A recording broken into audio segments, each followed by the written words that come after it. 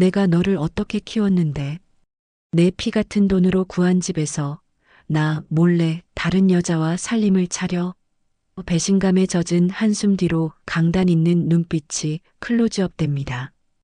60대 어머니들의 심장을 덜컥 내려앉게 할 이 한마디는 단순한 원망이 아닌 30년 넘게 이어진 무조건적인 희생이 산산조각 나는 순간을 예고합니다. 68세 김영자 씨에게 아들은 인생의 전부였습니다.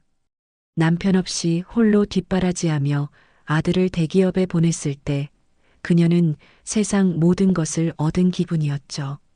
아들이 기죽을까봐 서울 금싸라기 땅에 오피스텔을 얻어주고 환갑이 넘은 나이에도 파출부 일을 해가며 아들의 뒷주머니에 용돈을 쑤셔 넣어줬습니다.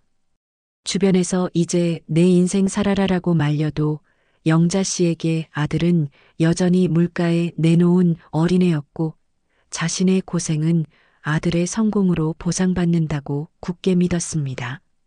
그러나 어느 날 아들의 집을 예고 없이 방문한 영자 씨는 낯선 여자와 마주치게 됩니다.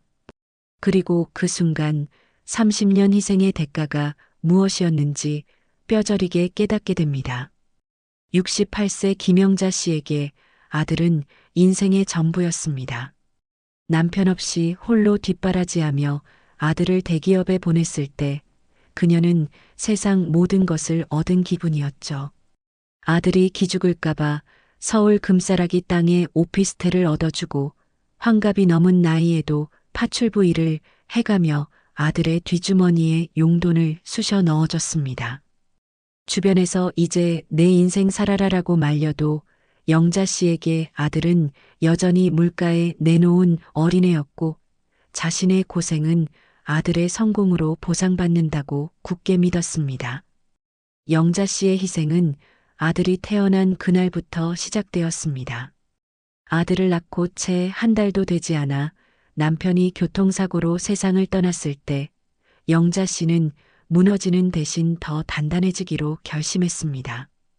이 아이만큼은 제대로 키우겠다는 각오로 새벽 4시면 일어나 시장에서 팔을 다듬는 일을 시작했고 저녁에는 식당 설거지를 했습니다. 손은 거칠어졌고 허리는 굽어갔지만 아들이 또래 친구들 앞에서 주눅 들지 않기를 바라는 마음 하나로 버텼습니다. 아들이 초등학교에 입학했을 때 영자 씨는 다른 엄마들이 아이에게 사주는 새 운동화와 브랜드 가방을 보며 가슴이 찢어지는 것 같았습니다. 자신의 아들만 낡은 운동화를 신고 다닐 수는 없다는 생각에 영자 씨는 밤늦게까지 공장 야간 근무를 추가로 했습니다.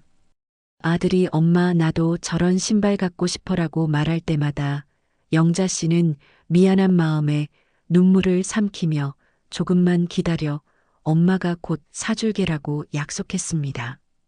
그리고 그 약속을 지키기 위해 자신의 끼니를 거르는 일도 마다하지 않았습니다. 중학교 시절 아들이 학원을 다니고 싶다고 했을 때도 마찬가지였습니다. 동네에서 가장 비싼 수학학원이었지만 영자 씨는 주저없이 등록했습니다. 학원비를 마련하기 위해 주말에는 청소 일을 더 맡았고 명절에도 쉬지 않고 일했습니다. 친구들이 영자야, 너 좀 쉬어. 그렇게 일하다 쓰러지겠다고 걱정해도 영자 씨는 괜찮아. 내 아들 좋은 대학 보내야지라며 웃어넘겼습니다. 아들의 성적표에 찍힌 수학 100점을 볼 때마다 영자 씨는 자신의 고생이 헛되지 않았다는 생각에 가슴이 벅차올랐습니다. 고등학교에 진학한 아들은 더욱 많은 것을 요구했습니다.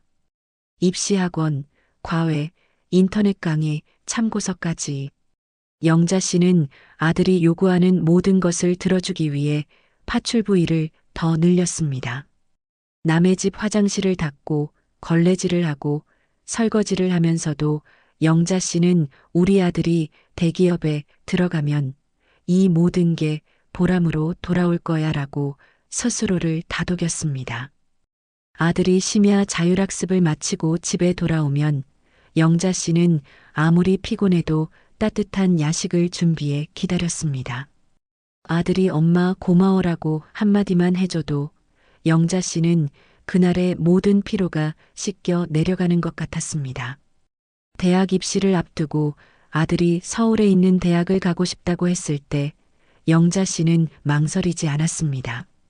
비록 지방에 살고 있었지만 아들이 원한다면 서울이든 어디든 보내주고 싶었습니다.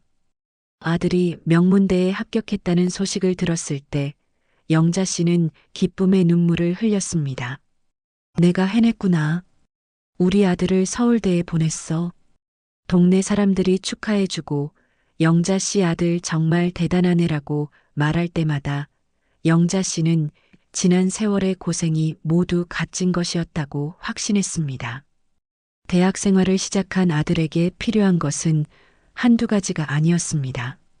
서울 생활비, 교재비, 동아리 회비, 그리고 친구들과 어울리기 위한 용돈까지. 영자 씨는 아들이 서울에서 주눅 들지 않기를 바라는 마음에 자신이 할 수 있는 모든 일을 했습니다. 새벽 5시에 일어나 청소 일을 하고, 낮에는 식당에서 일하고, 저녁에는 다시 다른 집에 파출부 일을 했습니다. 하루 새 군데를 돌며 일하는 날도 많았지만 아들에게 생활비를 넉넉하게 보내주고 싶다는 마음 하나로 견뎠습니다. 아들이 대학교 2학년이 되었을 때 영자 씨는 몸이 예전 같지 않다는 것을 느꼈습니다. 무릎이 아프고 허리가 저리고 손목이 시큰거렸습니다. 병원에 가면 쉬어야 한다는 말을 들을 것이 뻔했기에 영자 씨는 병원 가는 것조차 미뤘습니다. 대신 약국에서 파스와 진통제를 사서 버텼습니다. 아들에게 자신의 힘든 상황을 말하면 아들이 걱정할까봐 영자 씨는 전화할 때마다 엄마 잘 지내 걱정 말라고만 했습니다. 아들이 엄마 돈 괜찮아? 라고 물으면 영자 씨는 그럼 엄마가 일 많이 해서 여유 있어. 너는 공부만 열심히 해라고 대답했습니다. 대학을 졸업한 아들이 대기업에 취업했다는 소식을 들었을 때 영자 씨는 인생에서 가장 큰 성취감을 느꼈습니다. 내가 해냈어. 홀로 아들을 키워서 대기업까지 보냈어. 주변 사람들이 영자 씨, 이제 좀 편하게 사시겠네요 라고 말할 때마다 영자 씨는 뿌듯한 미소를 지었습니다. 하지만 곧 새로운 걱정이 시작되었습니다. 아들이 서울에서 직장 생활을 하려면 제대로 된 집이 필요했습니다. 회사 기숙사나 월세방에서 사는 것은 아들에게 어울리지 않는다고 생각한 영자 씨는 서울에 오피스텔을 얻어주기로 결심했습니다. 서울 강남구에 있는 오피스텔의 전세 보증금은 2억 원이 넘었습니다. 영자 씨가 평생 모은 돈을 모두 합쳐도 부족한 금액이었습니다. 하지만 영자 씨는 포기하지 않았습니다. 자신이 살던 작은 집을 팔고 부족한 돈은 은행에서 대출을 받았습니다. 60대 중반의 나이에 대출을 받는다는 것은 쉽지 않은 일이었지만 영자 씨는 아들을 위해서라면 뭐든 할 수 있다는 각오로 은행을 설득했습니다. 대출 심사를 받으며 자신의 소득과 나이를 증명하는 과정은 고통스러웠지만 아들이 좋은 환경에서 살 수 있다는 생각에 영자 씨는 모든 것을 감수했습니다. 오피스텔 계약을 마치고 아들에게 열쇠를 건네주던 날 영자 씨는 눈물을 참을 수 없었습니다. 아들아, 이제 내가 서울에서 떳떳하게 살 수 있을 거야. 엄마가 평생 바라던 거야. 아들은 엄마 고마워라고 말했지만 그 한마디는 영자 씨에게 세상 무엇과도 바꿀 수 없는 보상이었습니다. 아들이 행복하다면 자신의 희생은 아무것도 아니라고 생각했습니다. 오피스텔을 얻어준 후에도 영자 씨의 지원은 계속되었습니다. 아들이 직장에서 동료들과 어울리려면 용돈이 필요하다고 생각해 매달 50만 원씩 통장에 입금했습니다. 아들이 엄마 나 월급 받는데 괜찮아라고 사양해도 영자 씨는 그래도 월급은 저축해야지. 엄마가 보태줄게라며 고집을 부렸습니다. 자신은 지방에서 여전히 파출부 일을 하며 살았지만 아들이 서울에서 풍족하게 지내는 모습을 상상하는 것만으로도 영자 씨는 행복했습니다. 주변 친구들이 영자야, 너 이제 그만 일하고 쉬어. 아들도 다 컸는데 왜 아직도 그렇게 고생하니? 라고 물으면 영자 씨는 아들이 아직 결혼도 안 했잖아. 결혼 자금도 모아줘야지라고 대답했습니다. 친구들은 아들이 자기 돈으로 결혼하면 되지. 왜 내가 그걸 걱정해? 라고 말했지만 영자 씨는 그런 말을 이해할 수 없었습니다. 아들이 자신의 아이인데 아들의 결혼을 준비해 주는 것이 어찌 당연하지 않겠습니까? 영자 씨는 환갑이 넘은 나이에도 일을 멈추지 않았습니다. 무릎이 아파서 계단을 오르내리기 힘들어도, 허리가 아파서 오래 서 있기 힘들어도 영자 씨는 아들을 생각하며 이를 악물고 일했습니다. 아들에게 전화할 때마다 엄마 일 그만하고 쉬어라는 말을 들었지만 영자 씨는 아직 괜찮아. 엄마는 일하는 게 좋아라고 둘러댔습니다. 사실 몸은 힘들었지만 아들을 위해 조금이라도 더 모아두고 싶었습니다. 아들이 30대에 접어들었을 때 영자 씨는 결혼 이야기를 꺼냈습니다. 아들아, 이제 좋은 사람 만나서 결혼 생각해봐. 엄마가 결혼 자금도 준비해놨어. 아들은 엄마 아직 결혼은 생각 없어. 일도 바쁘고라고 대답했지만 영자 씨는 아들이 좋은 배우자를 만나는 것이 자신의 마지막 임무라고 생각했습니다. 주변에서 요즘 젊은 사람들은 결혼 안 하려고 해라는 말을 들어도 영자 씨는 우리 아들은 달라라고 확신했습니다. 영자 씨는 아들이 결혼하면 손주를 볼 수 있을 거라는 기대에 부풀었습니다. 손주를 돌봐주고 아들 내외가 편하게 일할 수 있도록 뒷바라지해 주는 것이 자신의 남은 삶의 목표였습니다. 그때까지만 건강하게 살자는 생각으로 영자 씨는 매일 아침 약을 챙겨 먹고 건강 관리에도 신경을 쓰기 시작했습니다. 물론 병원비가 아까워서 꼭 필요한 검사만 받았지만 아들과 미래의 손주를 위해서라면 조금 더 버틸 수 있다고 생각했습니다. 시간이 흐르면서 영자 씨는 아들과의 연락이 뜸해진다는 것을 느꼈습니다. 예전에는 일주일에 한 번씩 전화를 했는데 이제는 한 달에 한 번도 채 못하는 날이 많았습니다. 아들에게 전화를 걸면 엄마 지금 회의 중이야. 엄마 바빠서 나중에 전화할게라는 대답만 돌아왔습니다. 영자 씨는 아들이 바쁘다는 것을 이해하면서도 마음 한편으로는 서운함이 밀려왔습니다. 하지만 그 서운함을 내색하지 않고 그래, 일 열심히 해라고만 대답했습니다. 명절이 되어도 아들은 내려오지 않는 날이 많았습니다. 엄마 회사에서 일이 있어서 못 내려가라는 문자 한 통으로 영자 씨는 혼자 명절을 보내야 했습니다. 차례상을 혼자 차리고 혼자 절을 하면서도 영자 씨는 아들이 바쁜 건 좋은 일이야. 회사에서 인정받는다는 뜻이니까라고 스스로를 위로했습니다. 하지만 밤이 되어 혼자 남은 음식을 먹으며 영자 씨는 문득 외로움을 느꼈습니다. 친구들과 모임에서 다른 어머니들이 자식 이야기를 할 때 영자 씨는 자랑스럽게 아들 이야기를 했습니다. 우리 아들은 대기업에 다니면서 서울에 오피스텔도 있어. 정말 잘 크긴 했지. 그러면 다른 어머니들은 영자 씨, 복 많이 받았네. 아들 잘 키웠어라고 말했습니다.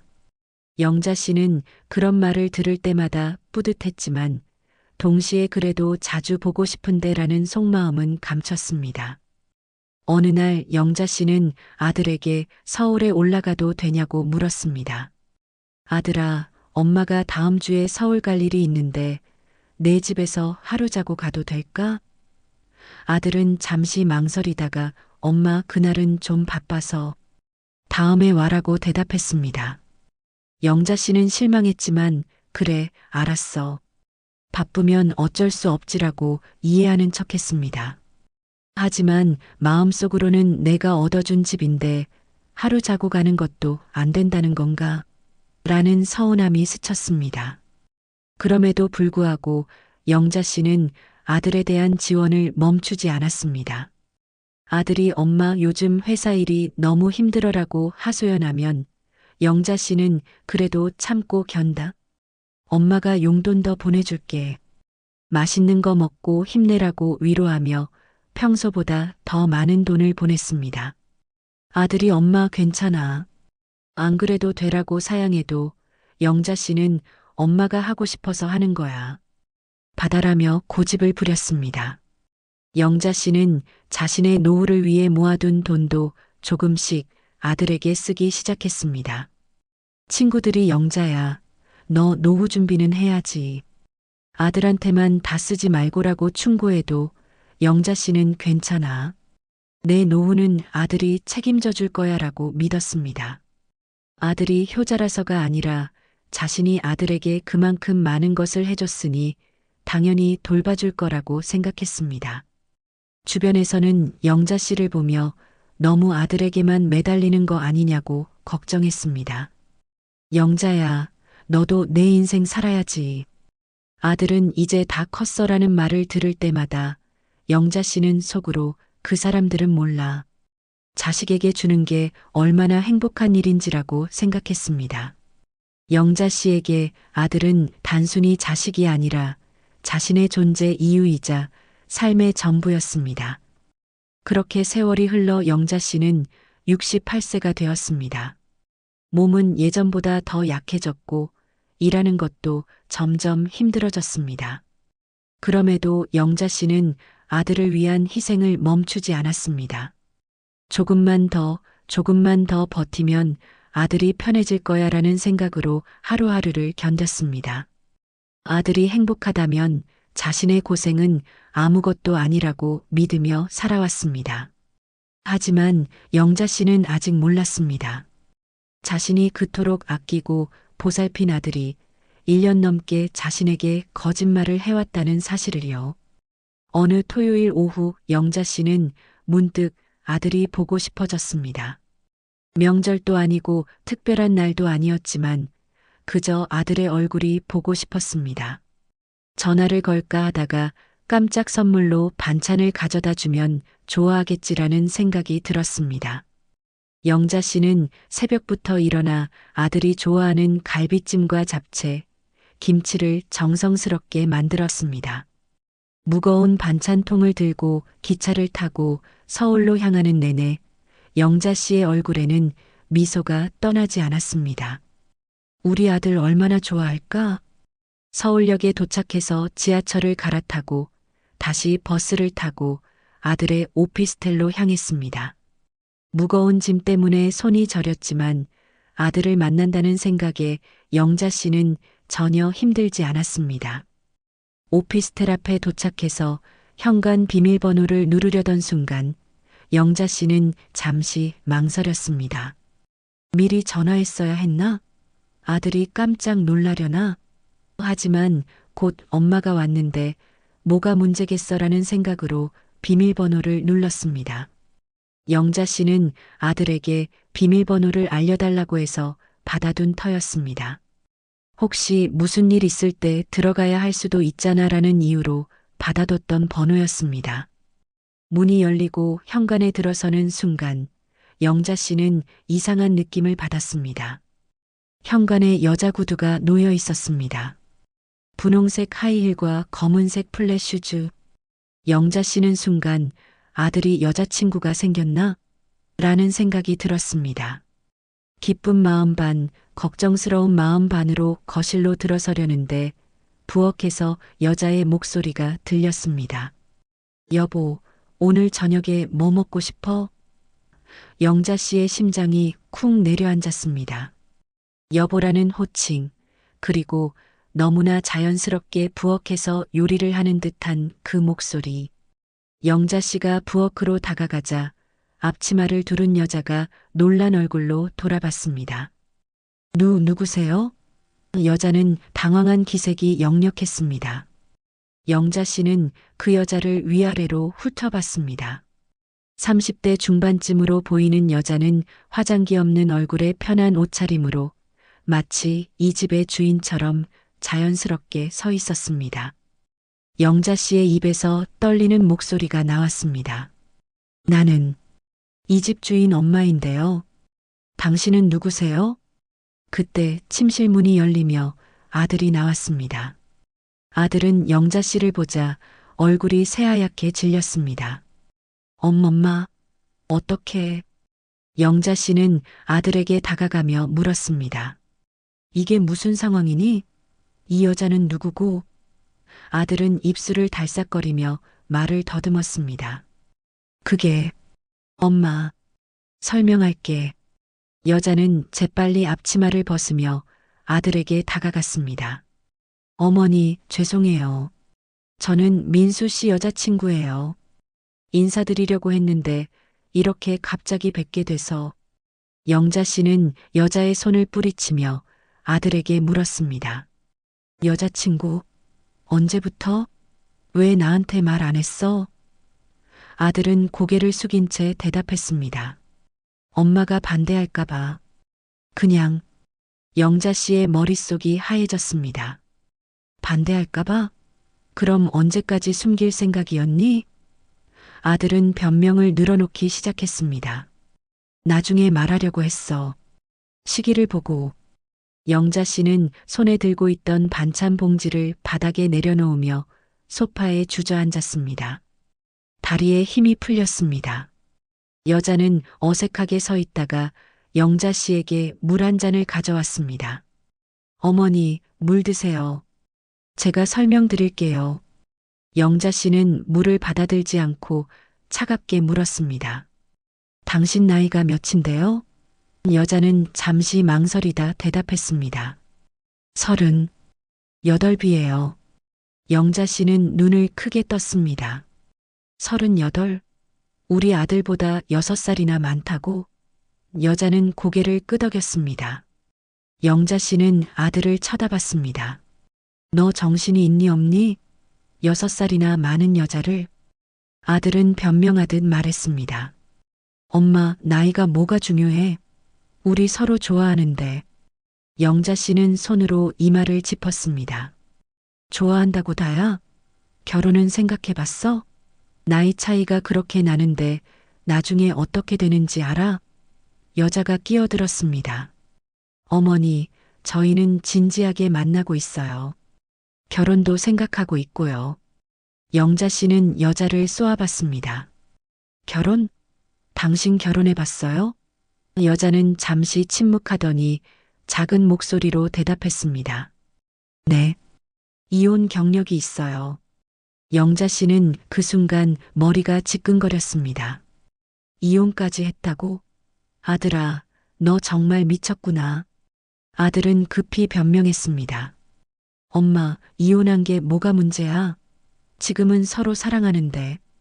영자 씨는 소리를 높였습니다. 문제가 없다고? 너보다 6살이나 많고 이혼까지 한 여자를 내가 만나고 있는데 문제가 없다고? 여자는 불편한 표정으로 아들을 쳐다봤습니다. 아들은 난처한 얼굴로 두 사람 사이를 오갔습니다. 영자 씨는 숨을 크게 들이쉬며 물었습니다. 언제부터 만난 거니? 아들은 잠시 망설이다 대답했습니다. 1년. 좀 넘었어. 영자 씨는 믿을 수 없다는 표정으로 아들을 쳐다봤습니다. 1년? 1년이나 나를 속였다는 거니? 아들은 고개를 숙였습니다. 속인 게 아니라 그냥 타이밍이. 영자 씨는 웃음이 나왔습니다. 허탈한 웃음이었습니다. 타이밍? 1년 동안 타이밍을 못 찾았다고? 영자 씨는 천천히 집안을 둘러봤습니다. 거실 선반에는 여자의 화장품들이 놓여 있었고 냉장고에는 여자가 좋아할 법한 음료수들이 가득했습니다.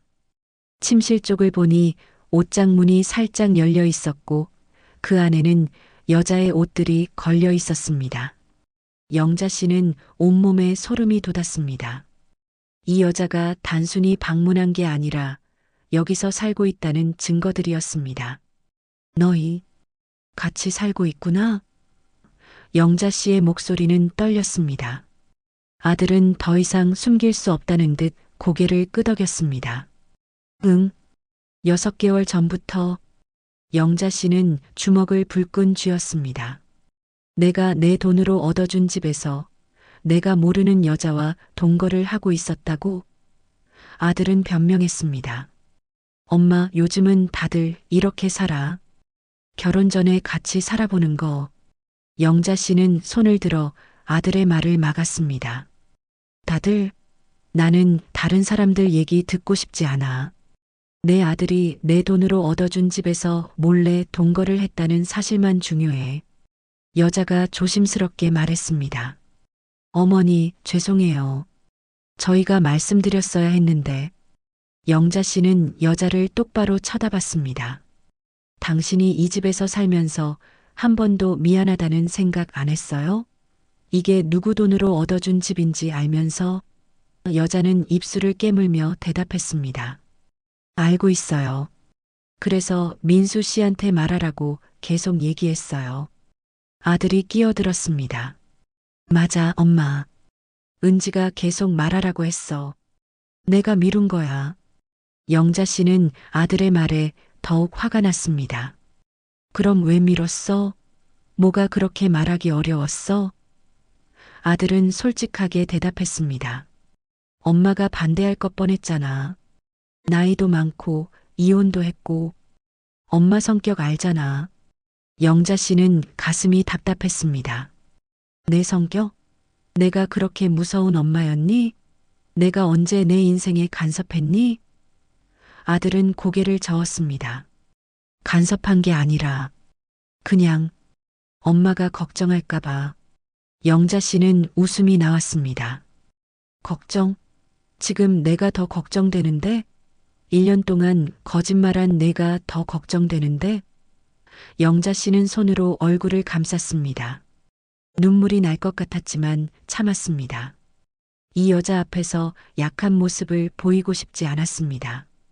영자 씨는 다시 차분하게 물었습니다. 결혼은 언제 할 생각이었니? 아들은 망설이다 대답했습니다. 아직 구체적으로 정하지는 않았어. 하지만 내년쯤에는. 영자 씨는 고개를 저었습니다. 내년? 그때도 나한테 숨길 생각이었니?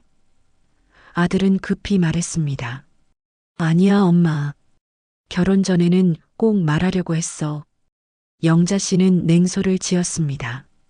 결혼 전에? 그럼 청첩장 들고 와서 엄마 나 결혼해라고 말할 생각이었니? 아들은 아무 대답도 하지 못했습니다.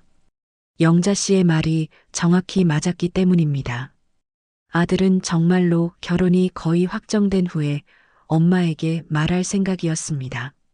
영자 씨는 천천히 일어나며 아들에게 물었습니다. 내가 지금까지 너한테 얼마나 많은 돈을 썼는지 알아? 아들은 고개를 숙였습니다. 알아. 고마워, 엄마. 영자 씨는 손을 저었습니다. 고맙다는 말 듣고 싶어서 한 말이 아니야. 내가 하고 싶은 말은 내 돈으로 얻어준 집에서 나 몰래 동거를 하고 나한테 거짓말을 하면서도 매달 용돈을 받아 쓴 내가 지금 나한테 고맙다고 말할 자격이 있냐는 거야. 아들은 얼굴이 빨개졌습니다. 엄마, 내가 잘못했어. 미안해. 영자 씨는 아들의 사과를 들으며 가슴이 무너지는 것을 느꼈습니다. 이 사과가 진심인지 아니면 그냥 상황을 모면하기 위한 말인지 알 수 없었습니다. 영자 씨는 여자를 향해 물었습니다. 당신은 어떻게 생각해요? 남자친구 엄마 몰래 남자친구 집에서 살면서 편했어요? 여자는 난처한 표정으로 대답했습니다. 편하지 않았어요. 그래서 민수 씨한테 말하라고 계속 얘기했어요. 영자 씨는 여자의 대답을 듣고도 화가 풀리지 않았습니다. 말하라고 했으면서 계속 여기 살았다는 게 이상하지 않아요? 정말로 미안했으면 집을 나갔어야죠. 여자는 할 말이 없었습니다. 영자 씨의 말이 맞았습니다. 여자도 사실은 편한 집에서 나가고 싶지 않았던 것입니다. 영자 씨는 한숨을 쉬며 아들에게 말했습니다. 나 오늘 여기서 잘 거야. 당신은 어디든 다른 데 가서 자세요. 여자를 향한 말이었습니다. 여자는 당황한 표정으로 아들을 쳐다봤습니다. 아들은 난처한 얼굴로 영자 씨를 쳐다봤습니다. 엄마, 은지를 쫓아낼 순 없어. 영자 씨는 차갑게 대답했습니다. 쫓아내는 게 아니야. 내가 여기서 자겠다는 거야. 이 집 계약금 낸 사람이 나니까. 아들은 입술을 깨물었습니다. 결국 여자는 가방을 챙겨 나가야 했습니다.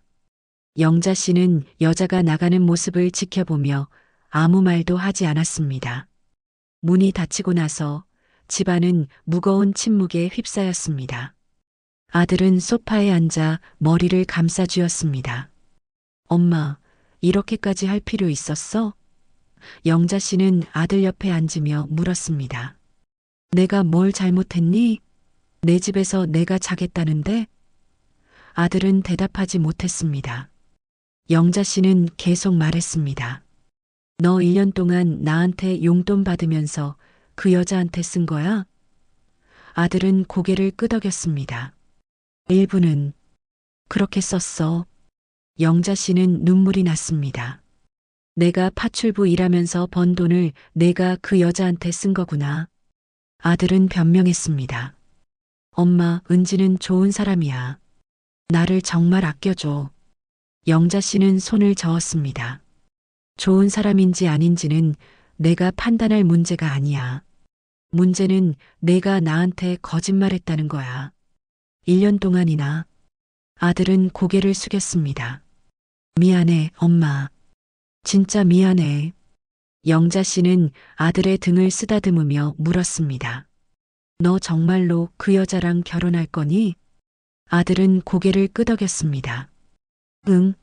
사랑해, 엄마. 영자 씨는 한숨을 쉬었습니다. 사랑만 있으면 다니? 나이 차이, 이혼 경력, 다 문제 없어? 아들은 단호하게 대답했습니다. 응, 문제 없어. 우리가 사랑하면 되는 거야. 영자 씨는 아들의 고집을 보며 한편으로는 대견하면서도 한편으로는 답답했습니다. 알았어. 내가 정말 결혼하고 싶다면 내가 막지는 않을게. 하지만 영자 씨는 잠시 말을 멈추고 아들을 똑바로 쳐다봤습니다. 하지만 앞으로 나한테 거짓말하지 마. 무슨 일이 있어도 솔직하게 말해. 알겠니? 아들은 고개를 끄덕였습니다. 알았어, 엄마. 다시는 숨기지 않을게. 영자 씨는 아들을 안아주며 말했습니다. 너 어렸을 때부터 거짓말 못하는 애였는데 언제 이렇게 거짓말을 1년씩이나 하게 됐니? 아들은 엄마 품에 안긴 채 울먹였습니다. 미안해, 엄마. 그날 밤 영자 씨는 아들의 침대에 누워 잠을 이루지 못했습니다. 천장을 바라보며 지난 1년을 떠올렸습니다. 아들이 전화할 때마다 잘 지내, 엄마라고 했던 말들, 회사 일 열심히 하고 있어라고 했던 말들, 그 모든 말 뒤에 여자가 있었다는 사실이 영자 씨를 괴롭혔습니다. 영자 씨는 자신이 아들을 위해 희생한 모든 것들이 이 순간 무너지는 것 같았습니다. 다음 날 아침 영자 씨는 아들에게 말했습니다. 그 여자 다시 불러. 내가 제대로 이야기 좀 하고 싶어. 아들은 놀란 표정으로 물었습니다. 엄마, 진짜? 영자 씨는 고개를 끄덕였습니다. 응. 내가 정말 그 여자랑 결혼할 거라면 내가 그 여자에 대해 제대로 알아야 할 것 아니야? 아들은 기뻐하며 여자에게 전화를 걸었습니다. 여자는 조심스럽게 다시 집으로 왔습니다. 영자 씨는 여자와 마주 앉아 차를 마시며 물었습니다. 이혼은 왜 했어요? 여자는 솔직하게 대답했습니다. 전 남편이 바람을 피웠어요. 그래서 이혼했어요. 영자 씨는 고개를 끄덕였습니다. 아이는? 여자는 고개를 저었습니다. 없어요. 결혼 2년 만에 이혼해서 영자 씨는 조금 안도했습니다. 아이가 있었다면 더 복잡했을 것입니다. 영자 씨는 계속 물었습니다. 직업은 뭐 하세요? 여자는 대답했습니다. 회사에서 디자이너로 일하고 있어요. 영자 씨는 고개를 끄덕였습니다. 수입은? 여자는 조금 불편한 표정으로 대답했습니다. 한 달에 300만 원 정도요. 영자 씨는 아들을 쳐다봤습니다. 아들도 비슷한 수입이었습니다. 둘이 합치면 괜찮은 수입이긴 했지만 영자 씨는 여전히 불안했습니다. 영자 씨는 여자에게 물었습니다. 우리 아들이랑 결혼하면 뭐가 좋아요? 여자는 잠시 생각하다 대답했습니다. 민수 씨는 착하고 성실해요. 저를 정말 아껴주고요. 영자 씨는 속으로 생각했습니다. 착하고 성실한 건 내가 그렇게 키웠지. 하지만 겉으로는 그냥 고개를 끄덕였습니다. 영자 씨는 마지막으로 물었습니다. 결혼하면 어디서 살 생각이에요? 여자는 아들을 쳐다보며 대답했습니다. 여기서 살 수 있으면 좋겠어요. 영자 씨는 그 말에 마음이 복잡해졌습니다. 자신이 돈을 들여 얻어준 집에서 며느리가 될 여자가 살겠다는 것이었습니다. 영자 씨는 한숨을 쉬며 말했습니다. 알았어요. 하지만 결혼하기 전에 제대로 준비하세요. 부모님들 인사도 시키고 예식도 제대로 하고. 아들은 기뻐하며 대답했습니다. 그럴게 엄마. 영자 씨는 아들의 밝은 얼굴을 보며 씁쓸하게 웃었습니다. 영자 씨는 서울에서 며칠을 더 머물렀습니다. 그동안 여자와 더 많은 이야기를 나눴습니다. 여자는 생각보다 예의 바르고 조심스러웠습니다. 하지만 영자 씨는 여전히 마음 한구석이 불편했습니다. 아들보다 나이가 많다는 것, 이혼 경력이 있다는 것, 그리고 무엇보다 1년 동안 아들과 함께 자신을 속였다는 사실이 영자 씨를 괴롭혔습니다. 하지만 영자 씨는 더 이상 반대하지 않기로 했습니다.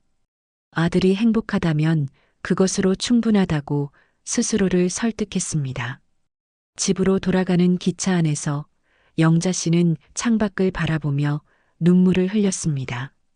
자신이 평생 아들을 위해 희생했는데 아들은 1년 동안 자신을 속였다는 사실이 가슴을 찔렀습니다. 내가 뭘 잘못한 걸까? 영자 씨는 스스로에게 물었습니다. 하지만 답은 나오지 않았습니다.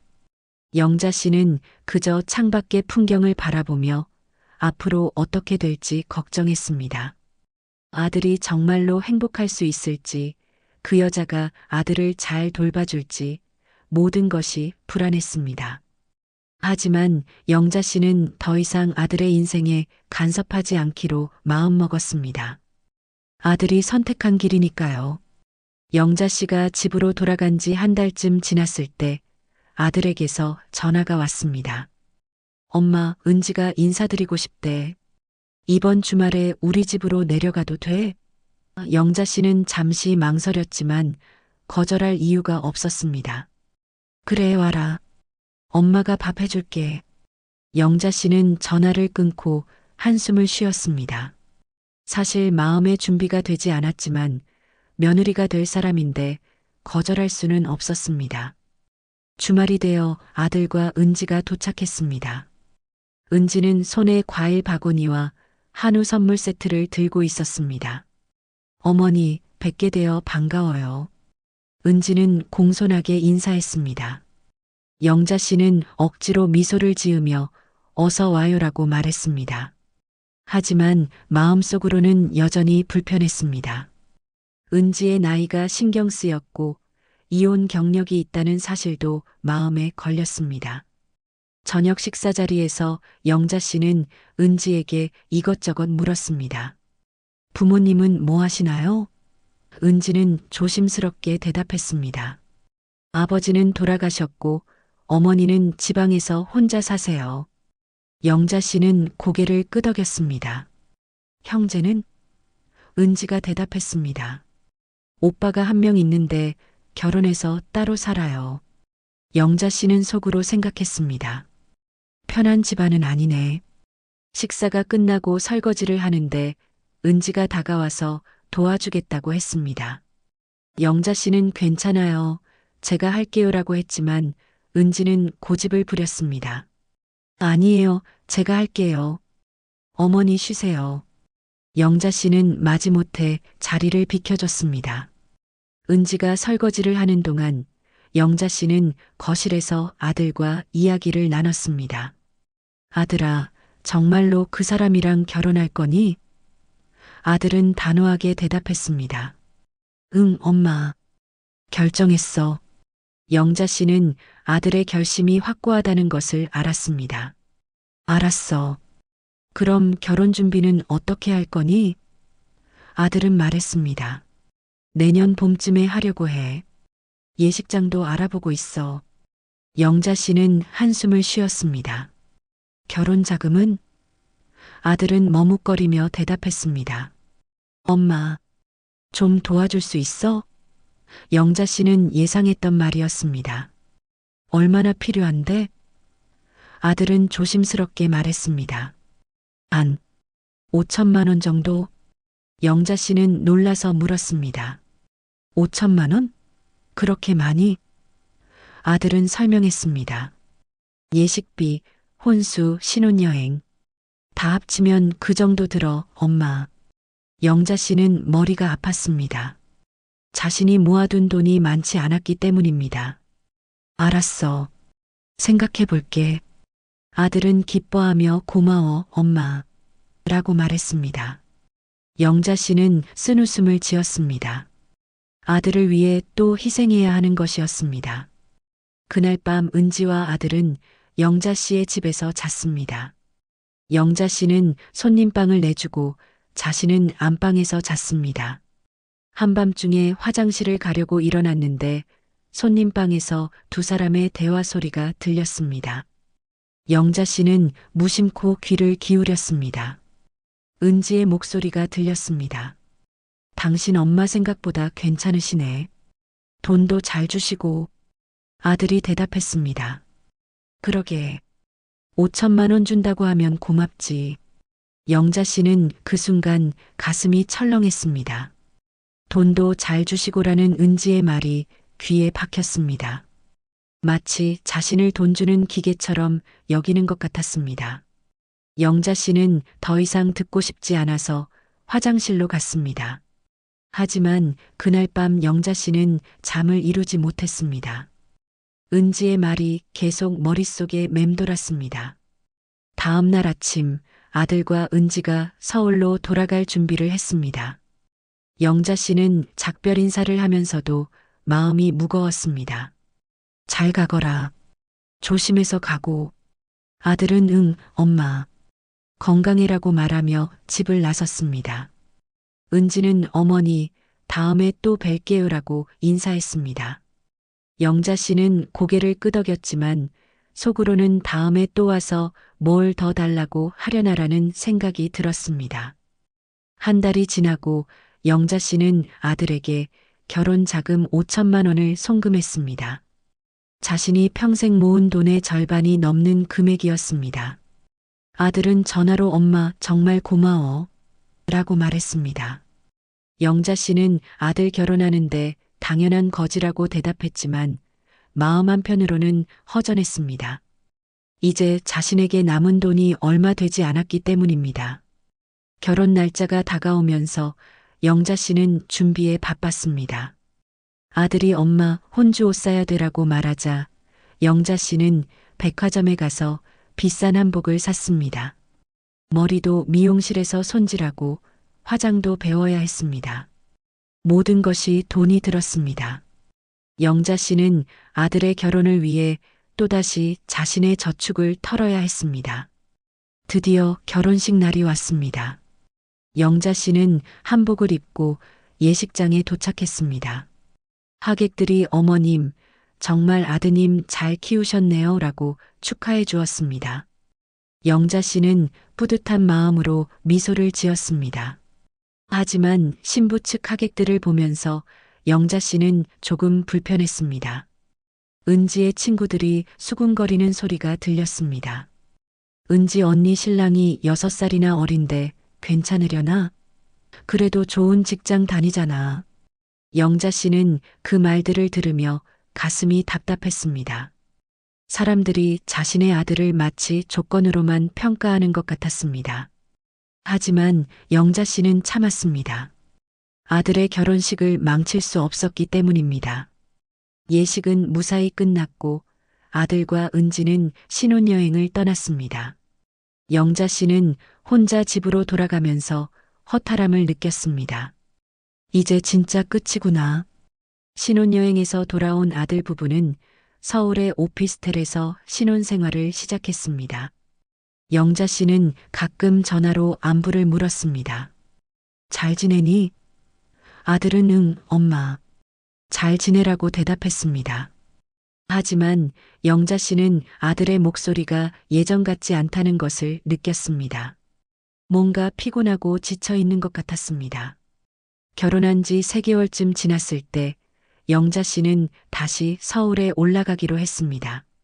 아들 부부가 잘 지내는지 확인하고 싶었습니다. 이번에는 미리 전화를 했습니다. 아들아, 엄마가 이번 주말에 서울 갈 건데 너희 집에 들러도 될까? 아들은 잠시 망설이다 응, 와라고 대답했습니다. 영자 씨는 아들의 망설임이 신경 쓰였지만 그냥 넘어갔습니다. 주말에 영자 씨는 서울로 올라갔습니다. 오피스텔 앞에 도착해서 초인종을 눌렀습니다. 문을 연 것은 은지였습니다. 어머니, 오셨어요? 은지의 인사는 예전보다 건성이었습니다. 영자 씨는 그래, 잘 지내니? 라고 물으며 집 안으로 들어갔습니다. 거실은 어질러져 있었고 설거지가 쌓여 있었습니다. 영자 씨는 놀라서 물었습니다. 청소 안 하니? 은지는 불편한 표정으로 대답했습니다. 요즘 일이 바빠서 청소할 시간이 없어요. 영자 씨는 속으로 생각했습니다. 맞벌이 부부니까 힘들긴 하겠지. 하지만 겉으로는 그래도 집은 깨끗하게 해야지라고 말했습니다. 은지는 짜증 섞인 목소리로 대답했습니다. 알아요.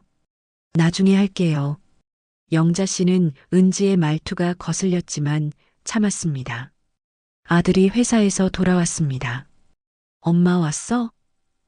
아들의 얼굴은 피곤해 보였습니다. 영자 씨는 걱정스럽게 물었습니다. 아들아, 괜찮니?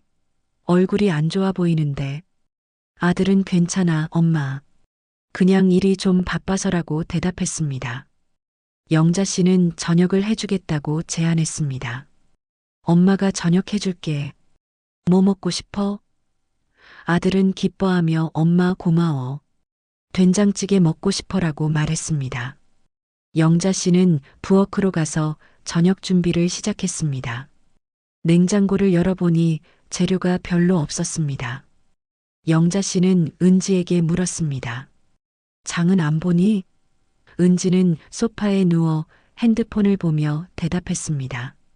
이번 주에 바빠서 못 봤어요. 영자 씨는 한숨을 쉬며 그럼 엄마가 마트 다녀올게라고 말했습니다.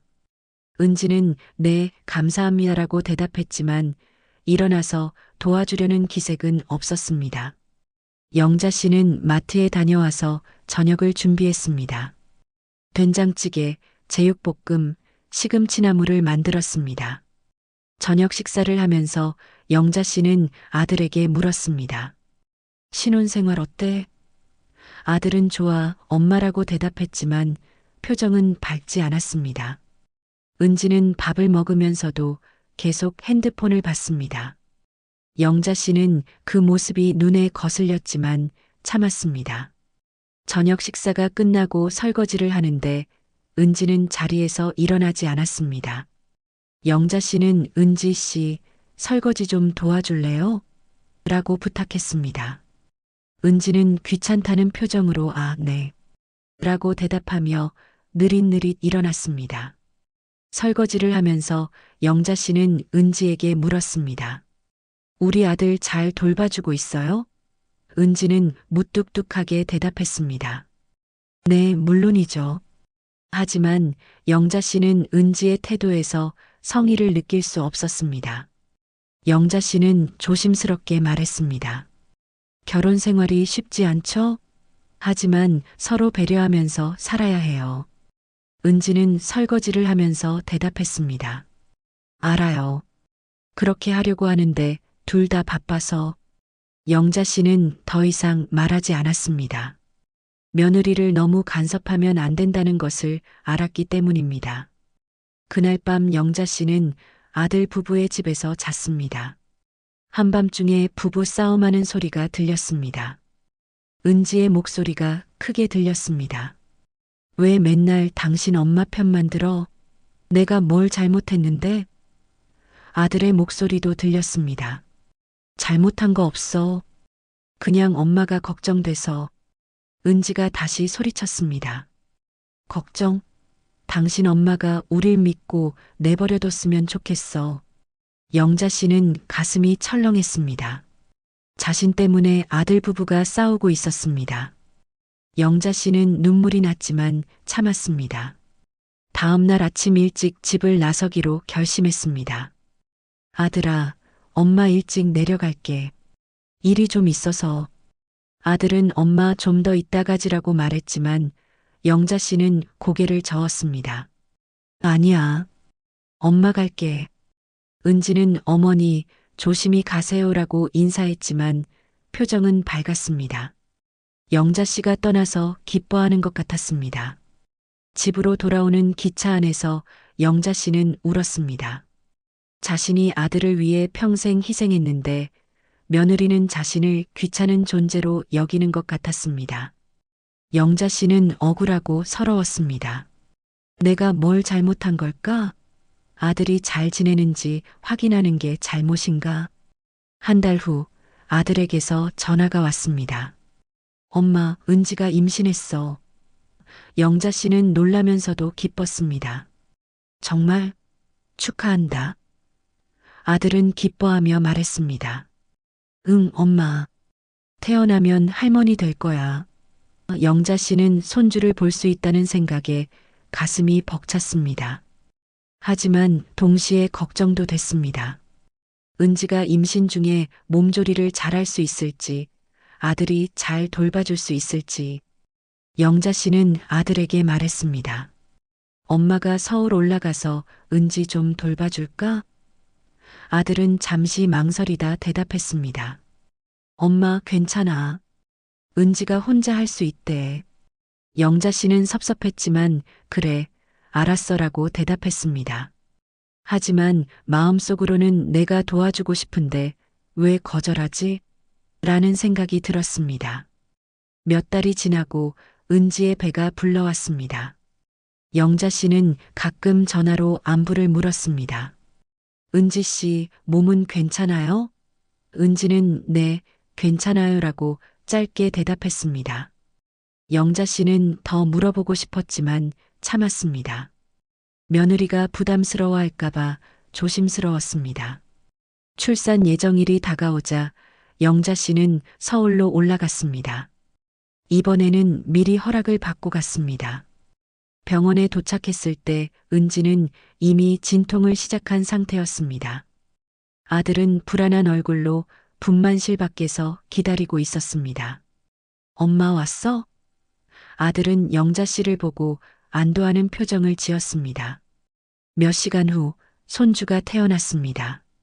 건강한 남자아이였습니다. 영자 씨는 유리창 너머로 손주를 보며 눈물을 흘렸습니다. 드디어 손주를 봤구나. 아들도 감격해서 울었습니다. 엄마, 고마워. 엄마 덕분에 이렇게 행복할 수 있어. 영자 씨는 아들의 말에 가슴이 뭉클했습니다. 자신의 희생이 헛되지 않았다는 생각이 들었습니다. 하지만 그 행복은 오래가지 못했습니다. 은지가 병원에서 퇴원한 후 영자 씨는 산후조리를 도와주기 위해 아들 집에 머물렀습니다. 처음에는 은지도 고마워했습니다. 어머니, 감사해요. 덕분에 편하게 쉴 수 있어요. 영자 씨는 손주를 돌보고 집안일을 하고 식사를 준비했습니다. 밤에는 손주가 울면 일어나서 달래주기도 했습니다. 하지만 일주일쯤 지나자 분위기가 달라졌습니다. 은지가 영자 씨에게 짜증을 내기 시작한 것입니다. 어머니, 아기 그렇게 안으면 안 돼요. 이렇게 안아야 한다니까요. 영자 씨는 당황했습니다. 자신도 아들을 키워봤는데 며느리가 자신의 방식을 인정하지 않는 것이었습니다. 영자 씨는 미안해요. 엄마 방식대로 한 거였는데 라고 사과했습니다. 다음 날은 더 심했습니다. 영자 씨가 손주에게 분유를 먹이려고 하자 은지가 소리쳤습니다. 어머니, 제가 모유 수유한다고 했잖아요. 왜 마음대로 분유를 주세요? 영자 씨는 손주가 너무 배고파하는 것 같아서 라고 설명했지만 은지는 듣지 않았습니다. 제 아이는 제가 알아서 할게요. 영자 씨는 가슴이 답답했습니다. 도와주려고 했는데 오히려 비난을 받는 것이었습니다. 아들은 두 사람 사이에서 난처해했습니다. 엄마, 은지가 좀 예민해. 산후 우울증 때문인가 봐. 이해해줘. 영자 씨는 이해하려고 노력했습니다. 하지만 은지의 태도는 점점 더 무례해졌습니다. 영자 씨가 청소를 하면 어머니, 그렇게 하면 안 돼요라고 지적하고 요리를 하면 어머니, 간이 너무 세요라고 불평했습니다. 영자 씨는 참다 못해 아들에게 말했습니다. 아들아, 엄마가 집에 내려가는 게 낫겠다. 아들은 놀라서 엄마 왜? 좀 더 이따 가지라고 말했지만 영자 씨는 고개를 저었습니다. 아니야. 엄마가 있으면 은지가 불편해하는 것 같아. 엄마는 집에 가서 쉴게. 아들은 미안한 표정을 지었습니다. 엄마 미안해. 영자 씨는 괜찮아. 너희끼리 잘 지내라고 말하며 짐을 쌌습니다.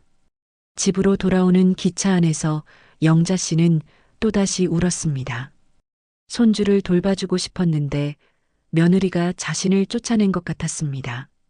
영자 씨는 자신이 무엇을 잘못했는지 알 수 없었습니다. 내가 너무 간섭했나? 아니면 내 방식이 잘못됐나? 하지만 답은 나오지 않았습니다. 며칠 후 은지에게서 직접 전화가 왔습니다. 어머니, 제가 좀 할 말이 있어요. 영자 씨는 긴장하며 대답했습니다. 그래요, 말해보세요. 은지는 직설적으로 말했습니다. 어머니, 앞으로 저희 집에 오실 때는 미리 연락 주세요. 갑자기 오시면 저희가 당황해요. 영자 씨는 할 말을 잃었습니다. 자신이 얻어준 집인데 며느리가 자신에게 허락을 받으라는 것이었습니다. 영자 씨는 참으며 대답했습니다. 알았어요. 미리 연락할게요. 은지는 계속 말했습니다. 그리고 어머니, 아기는 제가 알아서 키울게요. 어머니 방식대로 하시면 안 돼요. 요즘은 육아 방법이 많이 바뀌었거든요. 영자 씨는 가슴이 아팠습니다. 자신의 육아 방식이 잘못됐다는 말처럼 들렸습니다. 알았어요. 그렇게 할게요. 영자 씨는 전화를 끊고 한참을 울었습니다. 그날 이후로 영자 씨는 아들 집에 가는 것이 두려워졌습니다. 며느리의 눈치를 봐야 하고 허락을 받아야 하는 것이 힘들었습니다. 영자 씨는 자신이 평생 아들을 위해 희생했는데 이제는 며느리에게 천덕꾸러기 취급을 받는 것 같았습니다. 영자 씨는 밤마다 울면서 생각했습니다. 내가 왜 이렇게까지 살아야 하지? 내 인생은 대체 뭐였지? 손주가 태어난 지 석 달이 지났을 때 영자 씨는 또다시 서울로 올라가기로 했습니다. 이번에는 미리 전화를 걸어 허락을 받았습니다. 은지 씨, 이번 주말에 손주 보러 가도 될까요? 은지는 잠시 침묵하다가 대답했습니다. 네. 오세요. 하지만 토요일 오후에만 가능해요. 일요일은 저희 친정 부모님이 오시거든요. 영자 씨는 가슴이 답답했지만 알았어요. 토요일에 갈게요라고 대답했습니다. 토요일 오후 영자 씨는 손주를 위한 선물을 가득 들고 서울로 향했습니다. 아기 옷, 장난감, 그리고 아들 부부를 위한 반찬까지 무거운 짐을 들고 오피스텔에 도착했을 때 영자 씨는 이미 지쳐 있었습니다. 초인종을 눌렀지만 아무도 나오지 않았습니다. 영자 씨는 다시 눌렀습니다. 그제야 은지가 문을 열었습니다. 어머니, 오셨어요? 아, 저 지금 아기 재우는 중이었는데. 영자 씨는 미안한 마음에 미안해요. 방해했나 봐요라고 말했습니다. 은지는 짜증 섞인 목소리로 대답했습니다. 괜찮아요. 어차피 깨어날 시간이었어요. 영자 씨는 집 안으로 들어가면서 주변을 둘러봤습니다. 거실은 여전히 어질러져 있었고 아기 용품들이 여기저기 널려 있었습니다. 영자 씨는 청소 좀 도와줄까요? 라고 제안했습니다. 은지는 아니요, 됐어요. 나중에 할게요라고 거절했습니다. 영자 씨는 손주가 자고 있는 침실로 가려고 했습니다. 하지만 은지가 막았습니다. 어머니, 아기 자는데 들어가시면 안 돼요. 깰 수 있어요. 영자 씨는 발걸음을 멈췄습니다. 그래요. 그럼 언제 깨나요? 은지는 시계를 보며 대답했습니다. 1시간 후쯤요. 그때까지 기다리셔야 해요. 영자 씨는 소파에 앉아 기다렸습니다. 손주를 보러 왔는데 기다려야 한다니 마음이 답답했습니다. 1시간이 지나고 손주가 깼습니다. 영자 씨는 기뻐하며 손주를 안으려고 했습니다. 하지만 은지가 먼저 손주를 안고는 어머니, 제가 먼저 기저귀 갈아줄게요. 조금만 기다리세요라고 말했습니다. 영자 씨는 또다시 기다려야 했습니다. 기저귀를 갈고 나서야 은지는 손주를 영자 씨에게 건네줬습니다. 조심히 안으세요. 목을 잘 받쳐야 해요. 영자 씨는 알아요. 나도 아들 키워봤어요 라고 말했지만 은지는 믿지 못하겠다는 표정으로 지켜봤습니다. 영자 씨는 손주를 안고 행복했습니다. 손주는 영자 씨를 보며 방긋 웃었습니다. 아이고, 우리 손주 예쁘네. 할머니 알아보나? 영자 씨는 눈물이 날 것 같았습니다. 하지만 그 행복도 잠시 은지가 말했습니다. 어머니, 너무 오래 안고 계시면 아기가 피곤해요. 10분만 안아주세요. 영자 씨는 믿을 수 없다는 표정으로 은지를 쳐다봤습니다. 10분? 너무 짧은 거 아니에요? 은지는 단호하게 대답했습니다. 아니에요. 요즘 육아법이 그래요. 영자 씨는 억지로 참으며 10분 후에 손주를 은지에게 돌려줬습니다. 은지는 손주를 안고 침실로 들어가 버렸습니다. 영자 씨는 거실에 혼자 남겨졌습니다. 얼마나 시간이 지났을까 은지가 나와서 말했습니다. 어머니, 아기 다시 재웠어요. 이제 저녁 시간인데 어떻게 하실 거예요? 영자 씨는 저녁 같이 먹어요. 엄마가 준비할게요라고 말했습니다. 은지는 아니요.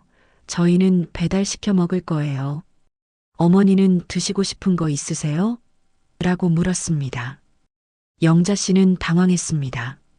자신이 요리를 해주려고 했는데 은지는 배달 음식을 시키겠다는 것이었습니다. 아니에요. 엄마가 만들어줄게요. 뭐 먹고 싶어요? 은지는 귀찮다는 표정으로 대답했습니다. 어머니, 됐어요. 설거지도 해야 하고 귀찮아요. 그냥 배달시켜요. 영자 씨는 자신이 거절당한 것 같아 마음이 아팠습니다. 그래요. 알았어요. 은지는 핸드폰으로 배달 음식을 주문했습니다. 저녁이 왔을 때 아들도 퇴근해서 집에 들어왔습니다. 엄마 왔어? 아들은 영자 씨를 보고 반가워했습니다. 영자 씨는 아들을 보자 눈물이 날 것 같았습니다. 그래, 잘 지냈니? 아들은 피곤한 표정으로 고개를 끄덕였습니다. 응, 엄마. 그런데 오늘 회사 일이 너무 힘들었어. 영자 씨는 아들을 위로하려고 했지만 은지가 먼저 아들 옆에 앉았습니다. 여보, 힘들었어? 나도 오늘 아기 때문에 너무 힘들었어. 세 사람은 배달 음식을 먹었습니다. 영자 씨는 입맛이 없었지만 억지로 먹었습니다.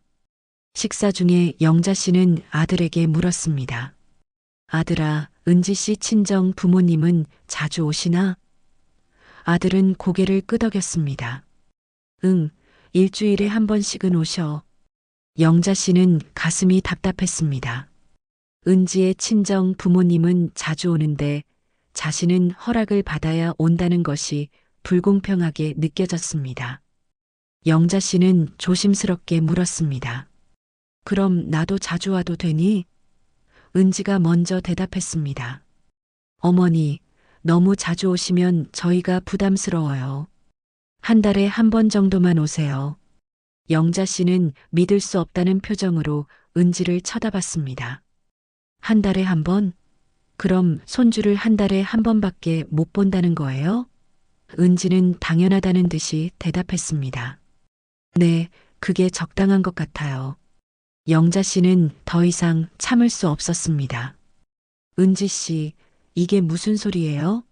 이 집은 내가 내 돈으로 얻어준 집이에요.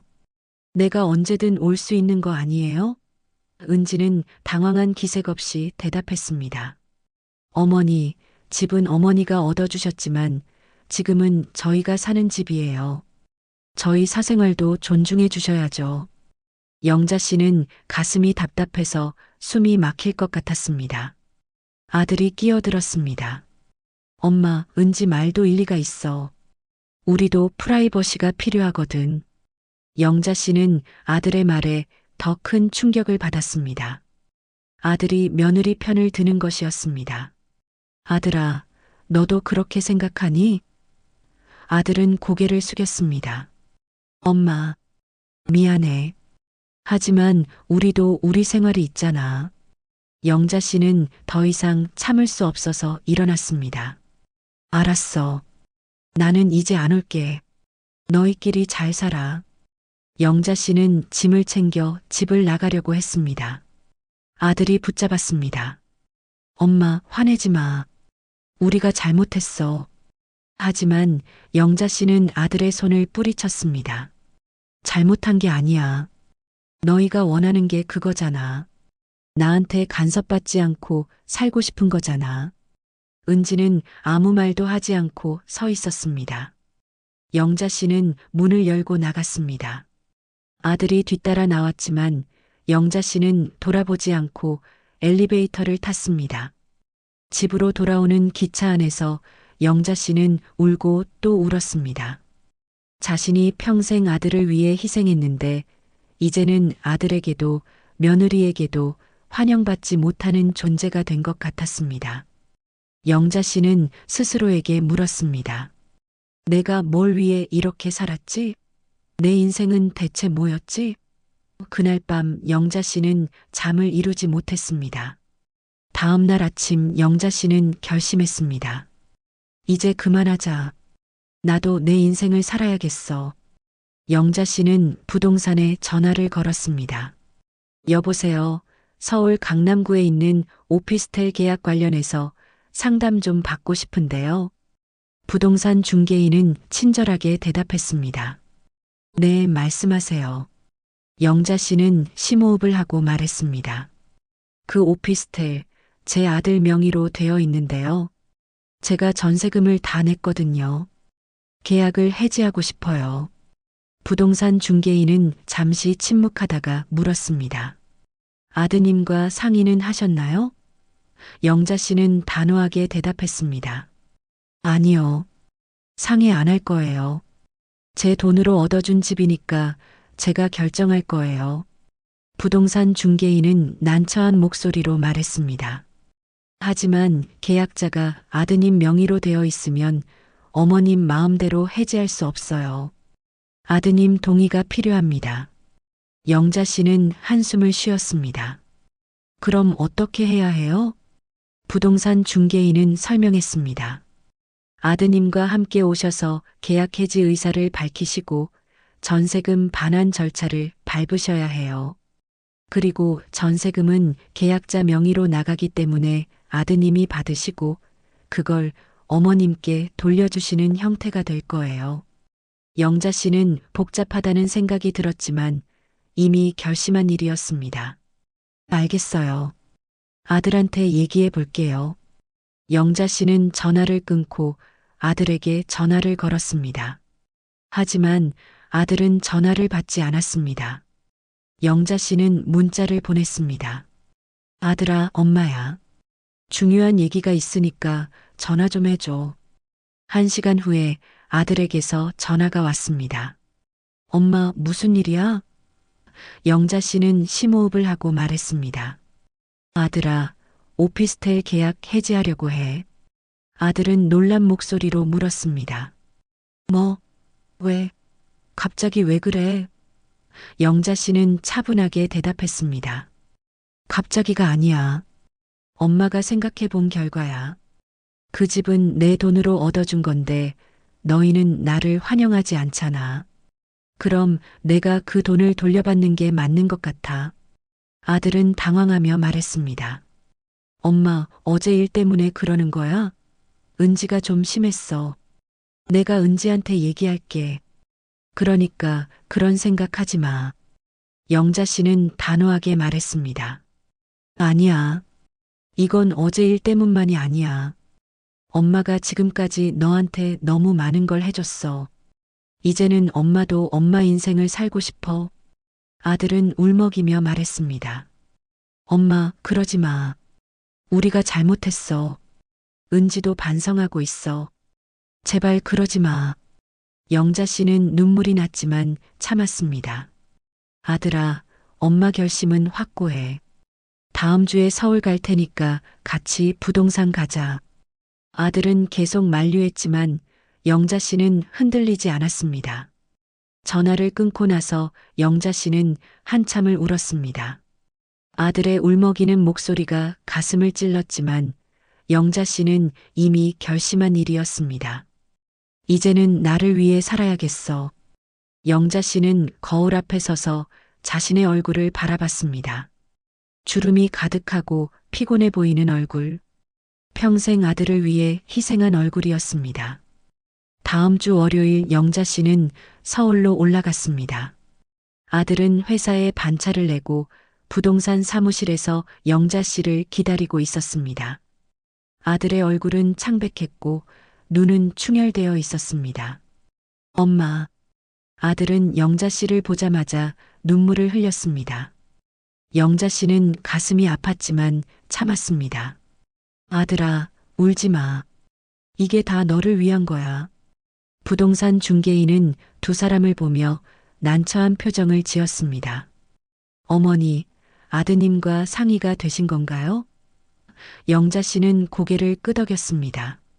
네, 계약 해지하려고 왔어요. 부동산 중개인은 서류를 준비하며 설명했습니다. 그럼 계약 해지 신청을 하시면 집주인에게 통보가 가고요. 계약 기간 만료까지는 거주하실 수 있고 만료 시점에 전세금이 반환됩니다. 아들이 물었습니다. 그럼 우리는 언제까지 여기서 살 수 있어요? 부동산 중개인은 계약서를 확인하며 대답했습니다. 계약 만료가 3개월 후네요. 그때까지는 거주 가능합니다. 아들은 절망적인 표정으로 영자 씨를 쳐다봤습니다. 엄마, 3개월 후에 우리는 어디서 살아? 영자 씨는 냉정하게 대답했습니다. 그건 내가 알아서 해야지. 너도 이제 어른이잖아. 계약 해지 서류에 서명을 하는 동안 아들은 계속 울었습니다. 엄마, 정말 이러는 거야? 우리한테 이럴 거야? 영자 씨는 펜을 놓고 아들을 똑바로 쳐다봤습니다. 아들아, 엄마가 너한테 얼마나 많은 걸 해줬는지 알아? 평생 파출부 일하면서 번 돈을 다 너한테 쏟아부었어. 그런데 너는 엄마한테 뭘 해줬니? 나를 환대해줬니? 며느리는 나를 존중해줬니? 아들은 고개를 숙이고 울기만 했습니다. 영자 씨는 계속 말했습니다. 엄마도 이제 내 인생을 살고 싶어. 내 돈으로 내가 하고 싶은 일 하면서 살고 싶어. 이해해줘. 아들은 고개를 들어 영자 씨를 쳐다봤습니다. 엄마, 미안해. 우리가 잘못했어. 제발 한 번만 더 기회를 줘. 영자 씨는 고개를 저었습니다. 아니야. 기회는 이미 많이 줬어. 이제는 엄마 차례야. 부동산 사무실을 나오면서 아들은 계속 영자 씨를 붙잡았습니다. 엄마, 은지한테도 다시 한번 기회를 줘. 내가 은지한테 잘 얘기할게. 은지도 반성하고 있어. 영자 씨는 아들의 손을 뿌리치며 말했습니다. 아들아, 이건 은지 문제만이 아니야. 너도 문제야. 너는 1년 동안 나한테 거짓말했고 은지 편만 들었어. 엄마는 이제 지쳤어. 영자 씨는 그 길로 은행에 갔습니다. 아들에게 매달 보내던 용돈 자동이체를 해지했습니다. 창구 직원이 물었습니다. 자동이체 해지하시는 이유가 있으신가요? 영자 씨는 담담하게 대답했습니다. 더 이상 보낼 필요가 없어서요. 직원은 고개를 끄덕이며 절차를 진행했습니다. 영자 씨는 통장을 보며 생각했습니다. 이제부터 이 돈은 내가 쓸 거야. 집으로 돌아오는 기차 안에서 영자 씨는 창밖을 바라봤습니다. 가슴은 아팠지만 동시에 홀가분했습니다. 평생 아들에게 매여 살았는데 이제는 자유로워진 것 같았습니다. 영자 씨는 스스로에게 다짐했습니다. 이제부터는 나를 위해 살자. 아들 눈치 보지 말고 며느리 눈치 보지 말고 내가 하고 싶은 대로 살자. 집에 도착해서 영자 씨는 오랜만에 푹 쉬었습니다. 아들 걱정도 손주 걱정도 하지 않기로 했습니다. 저녁에는 자신이 좋아하는 음식을 시켜 먹었습니다. 삼겹살에 소주 한 잔. 영자 씨는 혼자 먹는 저녁이 이렇게 맛있는 줄 몰랐습니다. 내가 언제 이렇게 내 마음대로 먹어봤나? 영자 씨는 웃으며 소주잔을 들었습니다. 며칠 후 은지에게서 전화가 왔습니다. 영자 씨는 전화를 받지 않았습니다. 은지는 문자를 보냈습니다. 어머니, 제가 잘못했어요. 용서해 주세요. 다시 예전처럼 돌아갈 수 없을까요? 영자 씨는 문자를 읽고 삭제했습니다. 답장을 보내지 않았습니다. 영자 씨는 더 이상 은지와 대화하고 싶지 않았습니다. 아들도 계속 전화를 걸어왔습니다. 하루에도 서너 번씩. 영자 씨는 처음 며칠은 전화를 받지 않았습니다. 하지만 일주일쯤 지나자 아들이 너무 불쌍하다는 생각이 들어서 전화를 받았습니다. 엄마, 제발 마음을 돌려줘. 우리가 정말 잘못했어. 아들의 목소리는 절박했습니다. 영자 씨는 차분하게 대답했습니다. 아들아, 엄마 마음은 변하지 않아. 너는 이제 내 인생을 내가 책임져야 해. 아들이 울며 물었습니다. 엄마, 그럼 우리는 3개월 후에 어디서 살아? 전세금 돌려받으면 다시 집 구해야 하는데. 영자 씨는 냉정하게 대답했습니다. 그건 내가 알아서 해. 너도 월급 받고 은지도 월급 받잖아. 둘이 합치면 충분히 집 구할 수 있을 거야. 아들은 하지만 전세금이 없으면 월세로 살아야 하는데. 라고 말했습니다. 영자 씨는 단호하게 말했습니다. 그럼 월세로 살아. 많은 사람들이 월세로 살아. 아들은 마지막으로 부탁했습니다. 엄마, 그럼 용돈이라도 다시 보내줘. 우리 지금 애기 키우느라 돈이 많이 들어. 영자 씨는 단호하게 거절했습니다. 안 돼. 엄마 돈은 이제 엄마가 쓸 거야. 너희는 너희가 번 돈으로 살아. 아들은 절망적인 목소리로 엄마 라고 불렀지만 영자 씨는 전화를 끊었습니다. 전화를 끊고 나서 영자 씨는 눈물을 흘렸습니다. 아들에게 냉정하게 대하는 것이 가슴 아팠지만 영자 씨는 자신의 결정이 옳다고 믿었습니다.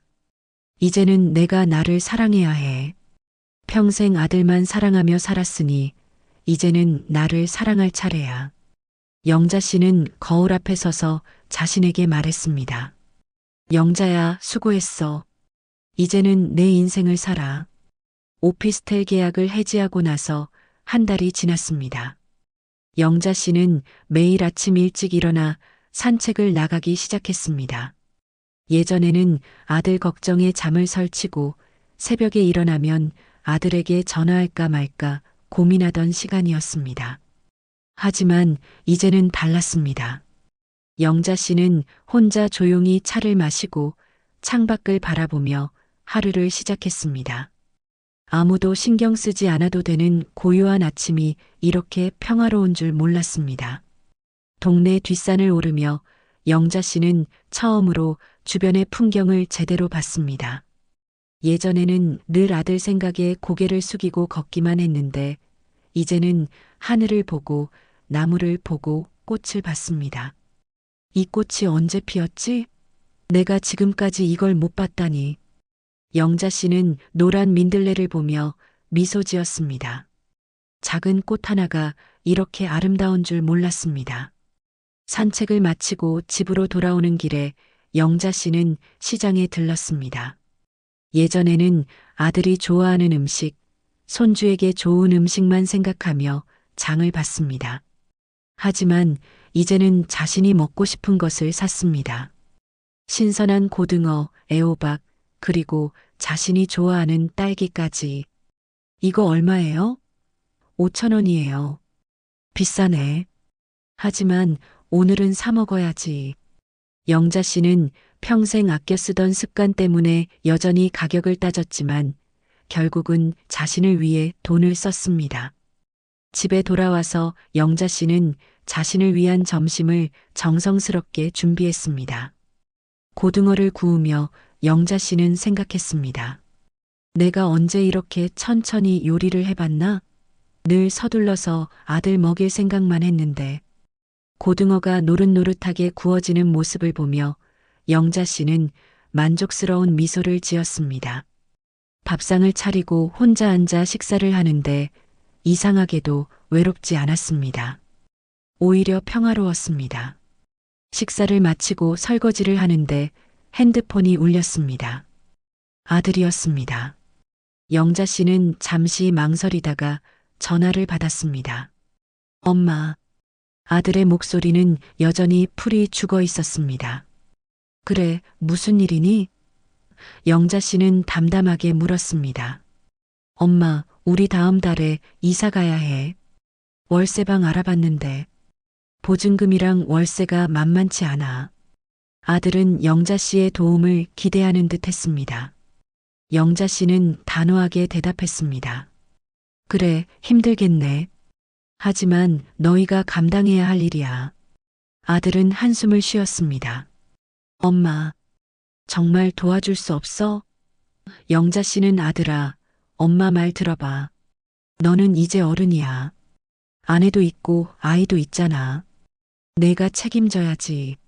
엄마가 평생 너를 책임질 수는 없어라고 말했습니다. 아들은 한동안 침묵하다가 알았어, 엄마. 미안해.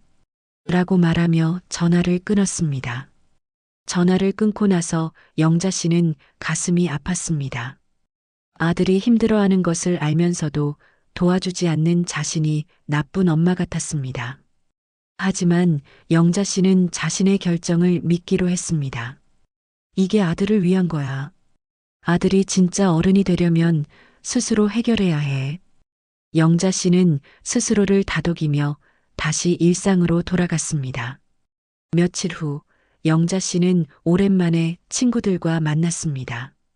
동네 친구들과 식당에서 점심을 먹으며 이야기를 나눴습니다. 영자야, 요즘 기분이 좋아 보이네. 무슨 좋은 일 있어?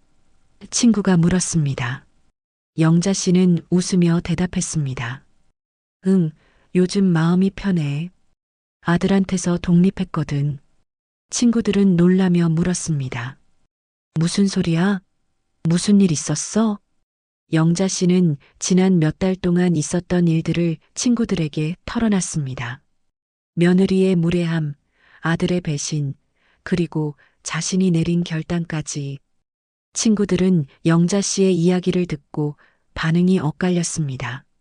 영자야, 잘했어. 아들한테 너무 많이 해준 거야. 이제라도 내 인생 사는 게 맞아. 한 친구가 지지를 보냈습니다. 하지만 다른 친구는 걱정스러운 표정으로 말했습니다. 그래도 손주도 있는데 너무 심하게 한 거 아니야? 영자 씨는 친구들의 반응을 듣고 흔들리지 않았습니다. 나도 처음에는 고민 많이 했어. 하지만 이제는 확신해. 부모의 희생을 당연하게 여기는 자식에게는 결핍이 필요해. 그래야 진짜 어른이 되니까. 친구들은 영자 씨의 단호한 모습에 놀랐습니다. 영자야, 너 많이 변했네. 예전에는 아들 얘기만 나오면 눈물 글썽이더니 영자 씨는 웃으며 대답했습니다. 응, 나도 이제 변해야겠더라고. 점심 식사를 마치고 친구들과 헤어지면서 영자 씨는 홀가분함을 느꼈습니다. 친구들 앞에서 당당하게 자신의 선택을 말할 수 있다는 것이 뿌듯했습니다. 집으로 돌아오는 길에 영자 씨는 서점에 들렀습니다. 평생 책을 읽을 시간이 없었는데 이제는 시간이 많았습니다. 어떤 책이 좋을까? 영자 씨는 서가를 둘러보다가 한 권의 책을 집어들었습니다. 나를 사랑하는 법이라는 제목의 책이었습니다. 집에 돌아와서 영자 씨는 소파에 앉아 책을 읽기 시작했습니다. 책에는 이런 문구가 있었습니다. 다른 사람을 위해 희생하는 것도 중요하지만 자신을 사랑하는 것이 먼저입니다. 자신을 사랑하지 못하는 사람은 다른 사람도 제대로 사랑할 수 없습니다. 영자 씨는 그 문구를 읽으며 눈물이 났습니다. 평생 자신을 사랑하지 못하고 아들만 사랑했던 자신의 삶이 떠올랐습니다. 영자 씨는 책을 덮고 거울 앞에 섰습니다. 거울 속에 자신을 보며 영자 씨는 처음으로 제대로 자신을 바라봤습니다. 주름진 얼굴, 거친 손, 굽은 허리. 평생 고생한 흔적들이었습니다. 영자야, 수고 많았어. 이제는 너를 사랑해 줄게. 영자 씨는 거울 속에 자신에게 말했습니다. 눈물이 흘렀지만 이번에는 슬픈 눈물이 아니라 위로의 눈물이었습니다. 그날 밤 영자 씨는 오랜만에 일기를 썼습니다. 오늘은 나를 위한 하루를 보냈다. 내가 먹고 싶은 것을 먹고, 내가 읽고 싶은 책을 읽고, 내가 만나고 싶은 친구들을 만났다. 아들 걱정도 손주 걱정도 하지 않았다. 처음에는 죄책감이 들었지만 이제는 괜찮다. 이것이 나를 사랑하는 것이구나. 일기를 쓰고 나서 영자 씨는 편안하게 잠들었습니다. 다음 날 아침 영자 씨는 통장을 정리하기로 했습니다. 은행에 가서 아들에게 쓸 예정이었던 돈을 따로 정리했습니다. 이 돈으로 뭘 할까? 영자 씨는 은행 직원에게 물었습니다. 여행 상품 같은 거 있나요? 직원은 웃으며 대답했습니다. 네, 시니어 여행 상품들이 많이 있어요. 어디로 가고 싶으세요? 영자 씨는 잠시 생각하다 말했습니다. 제주도. 평생 한 번도 안 가봤거든요. 직원은 친절하게 제주도 여행 상품을 소개해 줬습니다. 3박 4일 코스인데요. 숙소, 식사, 관광 다 포함해서 80만 원입니다. 영자 씨는 가격을 듣고 잠시 망설였습니다. 평생 아껴 살던 습관 때문에 80만 원이 큰 돈으로 느껴졌습니다. 하지만 영자 씨는 결심했습니다. 신청할게요. 직원은 기뻐하며 좋은 선택하셨어요. 제주도 정말 좋아요라고 말했습니다. 여행을 신청하고 집으로 돌아오는 길에 영자 씨는 설렜습니다. 평생 처음으로 자신을 위한 여행을 가는 것이었습니다. 제주도는 어떨까? 바다가 정말 예쁠까? 영자 씨는 아이처럼 기대에 부풀었습니다. 집에 도착해서 여행 가방을 꺼내 먼지를 털었습니다. 이 가방을 마지막으로 쓴 게 언제였던가? 아들 대학 입학할 때 서울 갔을 때였던 것 같습니다. 여행을 일주일 앞두고 아들에게서 또 전화가 왔습니다. 엄마, 우리 이사했어. 월세방으로. 아들의 목소리는 지쳐 있었습니다. 그래, 잘했네. 집은 어때? 영자 씨가 물었습니다. 작아. 방 2개에 거실도 작고 오피스텔이랑은 비교도 안 돼. 아들은 불만스러운 목소리로 말했습니다. 영자 씨는 처음에는 그렇겠지. 하지만 익숙해질 거야 라고 위로했습니다. 아들이 물었습니다. 엄마, 언제 한번 우리 집 보러 올래? 영자 씨는 잠시 생각하다 대답했습니다. 아들아, 엄마 다음 주에 여행 가. 제주도로. 아들은 놀라서 물었습니다. 여행? 엄마가? 영자 씨는 웃으며 응, 평생 한 번도 여행 안 가봤으니까 가보려고라고 대답했습니다. 아들은 한동안 침묵하다가 그래. 좋은 시간 보내라고 말했습니다. 영자 씨는 아들의 목소리에서 서운함을 느꼈지만 넘어갔습니다. 드디어 여행 날이 왔습니다. 영자 씨는 새벽 일찍 일어나 준비를 했습니다. 가방에 옷을 챙기고 세면도구를 챙기고 카메라도 챙겼습니다. 오래된 카메라였지만 여전히 작동했습니다. 공항에 도착해서 비행기를 타는 것도 처음이었습니다.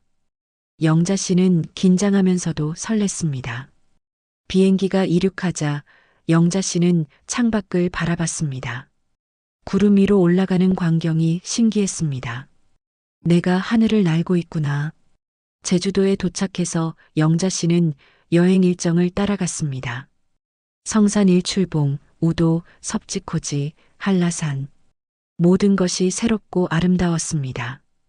특히 바다를 보는 순간 영자 씨는 눈물이 났습니다. 이렇게 넓고 푸른 바다가 있었구나. 내가 왜 이제야 봤을까? 영자 씨는 바닷가에 앉아 한참을 바다를 바라봤습니다. 파도 소리를 듣고 바람을 맞으며 영자 씨는 처음으로 진정한 평화를 느꼈습니다. 여행 중에 같은 그룹에 있던 다른 할머니들과 친해졌습니다. 저녁 식사를 하며 서로의 이야기를 나눴습니다. 저는 남편이랑 같이 왔어요. 결혼 40주년 기념으로요. 한 할머니가 말했습니다. 또 다른 할머니는 저는 딸들이 보내줬어요. 항상 애들만 챙기느라 고생했다고라고 말했습니다. 영자 씨의 차례가 왔을 때 영자 씨는 솔직하게 말했습니다. 저는 혼자 왔어요. 아들이 있긴 한데 이제는 제 인생을 살기로 했어요. 할머니들은 영자 씨의 이야기를 듣고 박수를 쳤습니다. 잘하셨어요. 자식들 다 키웠으면 이제 자기 인생 살아야죠. 영자 씨는 할머니들의 지지에 힘을 얻었습니다. 여행을 하면서 영자 씨는 자신과 비슷한 처지의 사람들을 많이 만났습니다. 평생 자식들을 위해 살았지만 이제는 자신의 삶을 찾아가는 사람들. 영자 씨는 자신만 그런 게 아니라는 것을 알고 위안을 받았습니다. 3박 4일의 여행이 끝나고 집으로 돌아왔습니다. 영자 씨는 여행 가방을 풀면서 여행 중에 찍은 사진들을 봤습니다. 바다 앞에서 웃고 있는 자신의 모습, 한라산 정상에서 팔을 벌리고 있는 자신의 모습, 사진 속의 자신은 행복해 보였습니다. 영자 씨는 사진들을 앨범에 정리하며 생각했습니다. 이게 내 인생이야. 이제부터 이렇게 살 거야. 여행에서 돌아온 지 며칠 후 은지에게서 문자가 왔습니다. 어머니, 아기가 아파요. 병원비가 많이 나왔는데 도와주실 수 있으세요? 영자 씨는 문자를 읽고 가슴이 철렁했습니다. 손주가 아프다니. 영자 씨는 즉시 전화를 걸었습니다. 손주가 많이 아프니? 은지는 열이 많이 나서 병원에 다녀왔어요. 검사비가 좀 많이 나왔어요 라고 대답했습니다. 영자 씨는 물었습니다. 얼마나 나왔는데? 은지가 대답했습니다. 50만 원이요. 영자 씨는 잠시 망설였습니다. 50만 원이면 큰 돈이었습니다. 하지만 손주 병원비를 안 줄 수는 없었습니다. 알았어요. 보내줄게요. 영자 씨는 돈을 보내면서도 복잡한 심경이었습니다. 내가 또 흔들리는 건가? 하지만 영자 씨는 자신에게 다짐했습니다. 이번 한 번만이야. 손주 병원비니까 어쩔 수 없지만 앞으로는 안 돼. 영자 씨는 은지에게 문자를 보냈습니다. 돈은 보냈어요. 하지만 이번이 마지막이에요. 앞으로는 스스로 해결하세요. 은지는 네, 감사합니다라고 짧게 답장을 보냈습니다. 시간이 흐르면서 영자 씨는 점점 더 자신만의 삶을 만들어 갔습니다. 동네 복지관에서 하는 요가 수업에 등록했고 서예 교실도 다니기 시작했습니다. 평생 해보지 못했던 취미 생활을 하면서 영자 씨는 새로운 즐거움을 발견했습니다. 내가 이렇게 재미있는 게 많은 줄 몰랐네. 영자 씨는 요가 수업이 끝난 후 다른 수강생들과 차를 마시며 이야기를 나눴습니다. 어느 날 복지관에서 만난 한 할머니가 영자 씨에게 물었습니다. 영자 씨, 요즘 얼굴이 정말 밝아 보여요. 무슨 좋은 일 있으세요? 영자 씨는 웃으며 대답했습니다. 네, 제가 저를 찾았어요. 할머니는 무슨 뜻인지 이해하지 못하는 표정이었지만 영자 씨는 설명하지 않았습니다. 그냥 혼자 미소 지으며 차를 마셨습니다. 추석이 다가왔습니다. 예전 같았으면 아들이 내려올 거라는 기대에 며칠 전부터 음식을 준비했을 것입니다. 하지만 올해는 달랐습니다. 영자 씨는 아들에게 연락하지 않았습니다. 아들도 영자 씨에게 연락하지 않았습니다. 추석 당일 영자 씨는 혼자 간단하게 차례상을 차렸습니다. 돌아가신 남편 사진 앞에 밥과 나물 몇 가지만 올렸습니다. 절을 하면서 영자 씨는 남편에게 말했습니다. 여보, 미안해요. 당신 없이 아들 키우느라 제대로 못 키운 것 같아요. 아들이 제 희생을 당연하게 여기는 사람이 됐어요. 하지만 이제는 달라질 거예요. 아들도 변하고 저도 변했으니까. 영자 씨는 남편 사진을 보며 눈물을 흘렸습니다. 하지만 이번에는 후회의 눈물이 아니라 해방의 눈물이었습니다. 추석이 지나고 며칠 후 아들에게서 전화가 왔습니다. 엄마, 추석에 왜 연락 안 했어? 나도 엄마한테 연락 안 했지만 서운했어. 아들의 목소리에는 서운함이 묻어 있었습니다.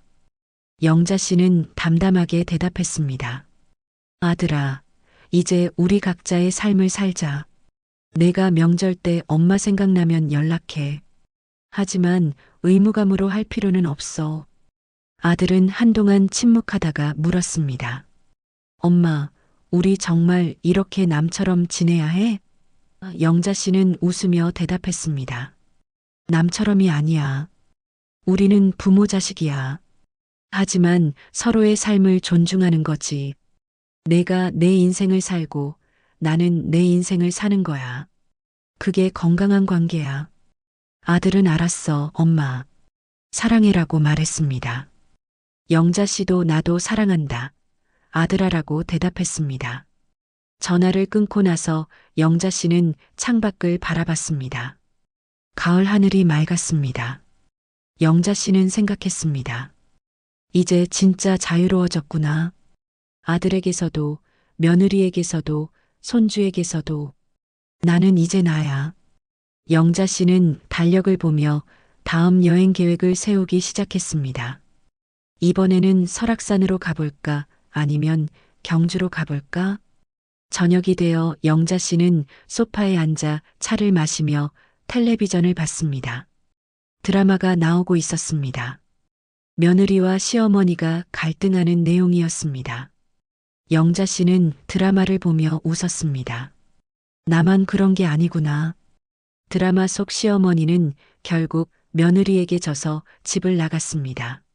하지만 영자 씨는 달랐습니다. 영자 씨는 스스로 선택해서 독립한 것이었습니다. 밤이 깊어지고 영자 씨는 침대에 누웠습니다. 텅 빈 집은 고요했습니다. 예전 같았으면 이 고요함이 외롭게 느껴졌을 것입니다. 하지만 이제는 평화로웠습니다. 영자 씨는 눈을 감으며 생각했습니다. 내일은 뭘 할까? 산책도 가고, 요가도 하고, 서예도 하고, 나를 위한 하루를 보내야지. 영자 씨는 만족스러운 미소를 지으며 잠에 들었습니다. 꿈속에서 영자 씨는 바다를 걷고 있었습니다. 제주도에서 봤던 그 푸른 바다였습니다. 파도가 영자 씨의 발을 적시고 바람이 영자 씨의 머리카락을 흔들었습니다. 영자 씨는 팔을 활짝 벌리고 하늘을 향해 소리쳤습니다. 나는 자유야. 이제 나는 나를 위해 살아. 꿈속의 영자 씨는 행복했습니다. 그리고 그 행복은 꿈이 아니라 현실이 되어가고 있었습니다. 다음 날 아침 영자 씨는 상쾌하게 일어났습니다. 창문을 열고 신선한 공기를 들이마셨습니다. 좋은 아침이야. 영자 씨는 거울 앞에 서서 자신을 바라봤습니다. 주름진 얼굴에 미소가 가득했습니다. 영자야, 오늘도 멋진 하루 보내자. 영자 씨는 자신에게 말하며 하루를 시작했습니다. 아들의 엄마가 아닌 인간 김영자로서의 하루를 말입니다. 자식을 위해 뼈가 휘도록 살았던 세월, 그 끝에 돌아온 것이 배신이라면 여러분은 어떤 선택을 하시겠습니까? 영자 씨의 결단이 너무 가혹하다고 생각하시나요? 아니면 이제라도 본인의 삶을 찾은 그녀를 응원하시나요? 부모의 희생을 당연하게 여기는 자식에게 결핍이야말로 가장 큰 가르침이 될 수 있습니다. 하지만 누군가는 말할 것입니다. 그래도 손주가 있는데 너무 매정한 거 아니냐고. 과연 영자 씨는 잘못된 선택을 한 걸까요? 아니면 자식 농사에 지친 대한민국 모든 어머니들이 본받아야 할 용기를 보여준 걸까요? 자식 농사가 인생의 전부인 우리 어머니들, 오늘만큼은 아들, 딸 전화기만 바라보지 마시고 여러분 자신의 마음을 먼저 들여다보셨으면 좋겠습니다.